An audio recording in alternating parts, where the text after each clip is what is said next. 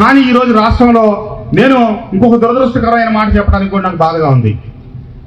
ఇటీవల చివరిసారిగా ముఖ్యమంత్రి గారిని కలిసినప్పుడు గతంలో 2 సందర్భాల్లో చెప్పారు, నువ్వు చంద్రబాబు నాయుడు గారిని తిట్టావు, లోకేష్ని తిట్టావు, మరి నేను నిన్ను ఎట్లా ఓన్ చేసుకోవాలని చెప్పి అడిగారు.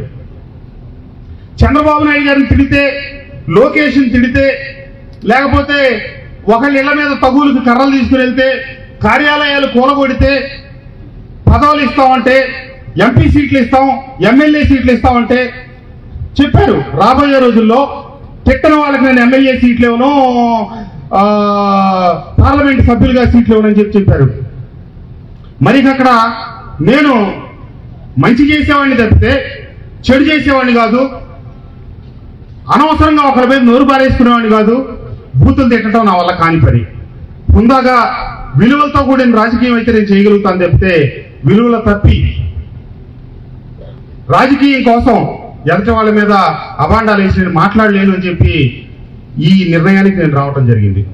ఈ పై కారణాలు, ఈ కారణాలు, ఇత్యాది కారణాలు ఎన్నిటితో పట్టుకొని ఇక నా మనసు ఎన్ని సంవత్సరాలైనా సరే ఒకే వేదిక నుంచి రాజకీయం చేయాలని, చేస్తానని చెప్పి నాకు దానికి తగ్గ విలువ కానీ, మర్యాద కానీ, గౌరవం కానీ ఏమీ దక్కకపోగా చివరికి చెప్పారు. మొన్న చివరిసారి కలిసినప్పుడు నీకు ఈసారి ఎన్నికల్లో ఆర్థిక వనరులు కూడా సమకూరుస్తాం, నీకు ఇబ్బంది లేకుండా చూస్తాం. చివరికి మొన్న ముఖ్యమంత్రి గారు చెప్తా ఉన్నారంట, అందరూ నేను టికెట్ లేకపోతే వెళ్ళినోళ్ళు, కృష్ణప్రసాద్ నేను టికెట్ ఇస్తాను అంటే కూడా రాకుండా వెళ్ళిపోతా ఉన్నాడు, అన్ని వనరులు సమకూరుస్తా అంటే కూడా రావట్లేదు. అంటే ఒకసారి మనసు గాయపడిన తర్వాత వాళ్ళు నిలువెత్తు బంగారం ఇస్తామన్నా ఈ వెళ్తాం ఈ కృష్ణప్రసాద్కి చేత కాదు. గౌరవ మర్యాద లేని దగ్గర రాజకీయం చేయలేను అనే ఉద్దేశంతోనే నేను పక్కన జరిగాను.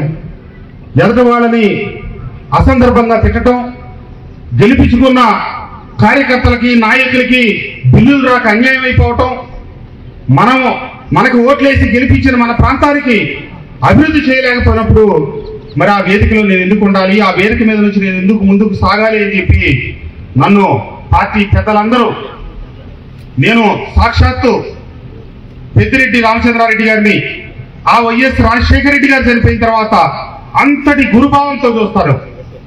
పాపం పెద్ద ఆయన కూడా ఫోన్ చేశారు నాకు, కృష్ణప్రసాద్ గారు మీరు తొందరపడద్దు, మీకు రాబోయే రోజుల్లో చాలా మంచి రోజులు ఉన్నాయి, తప్పకుండా మీకోసం నేను అన్ని రకాల చర్యలు తీసుకుంటాను, మీకు పార్టీలో సముచిత గౌరవప్రదమైన స్థానం అన్ని కల్పించే బాధ్యత నాది అని చెప్పి వారి మాట చెప్పినా కూడా నేను ఇక నా మనసుని ఆ జరిగిన పరిణామాలు, గత 4.5 సంవత్సరాల నుంచి జరిగిన విధానాలు ఇవన్నీ చూసిన తర్వాత నా మనసు మార్చుకోలేదు.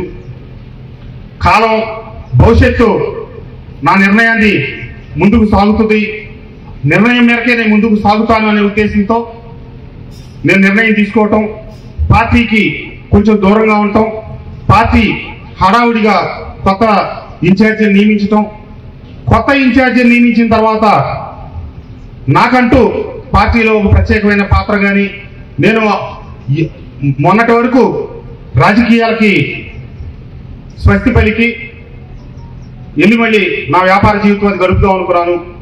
కానీ నియోజకవర్గంలో ఉన్నటువంటి నా శ్రేయోభిలాషులు, మిత్రులు అందరూ ఏదో ఒకటి మీరు కొనసాగాల్సిందే తప్పితే రాజకీయాల నుంచి రిటైర్ కావద్దు అని చెప్పి మిత్రులు చెప్పారు. ఇవన్నీ కుటుంబం అంటే నన్ను అభిమానించే నా కుటుంబ శ్రేయోభిలాషులు అందరితో మాట్లాడి త్వరలో నా నిర్ణయాన్ని మీ అందరూ తెలియజేస్తా.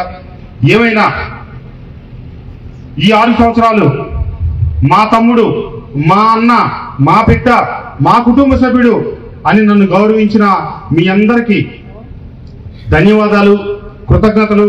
నాతో కలిసి మనమందరం కలిసి మైలవరం నియోజకవర్గంలో ఒక్క తాటి మీద నడిచాం. ఆ రోజు నేను ఎవరిని ప్రతిపక్షాన్ని అనుచిత భాషలో కానీ ఉద్దేశపూర్వకమైనటువంటి దుర్భాషలాంటి కానీ ఎక్కడ ఆడలేదు. నేను శాసనసభ్యుడి అయిన తర్వాత తొలి రోజు ఒక మాట చెప్పాను, నేను ఇక్కడ ఈ నియోజకవర్గానికి అతిథిగా వస్తే నన్ను ఐకవరం నుంచి మైలవరం నుంచి వచ్చిన నన్ను గెలిపించిన ఈ నియోజకవర్గ ప్రజలు పార్టీలకు అతీతంగా ఈ నియోజకవర్గంలో ఉన్న ఏ ఒక్క వ్యక్తిని ఒక్క మాట కూడా నేను అన్న మాట కట్టుబడి ఈ 5 సంవత్సరాల కాలంలో అటు టీడీపీయా, వైసీపీయా, లేకపోతే ఇంకొకళ్ళని కాదు, ఎవరిని అనకుండా అదే మాట కట్టుబడి ఎన్ని నా మానసికంగా నన్ను ఇబ్బంది పెట్టేటట్టుగా గ్రూపుల్లో పోస్టులు పెట్టించిన వాళ్ళకి వ్యతిరేకంగా నేను ఏ ఒక్క పోస్టు పెట్టించుకుంటా అదే రకంగా కొనసాగాను.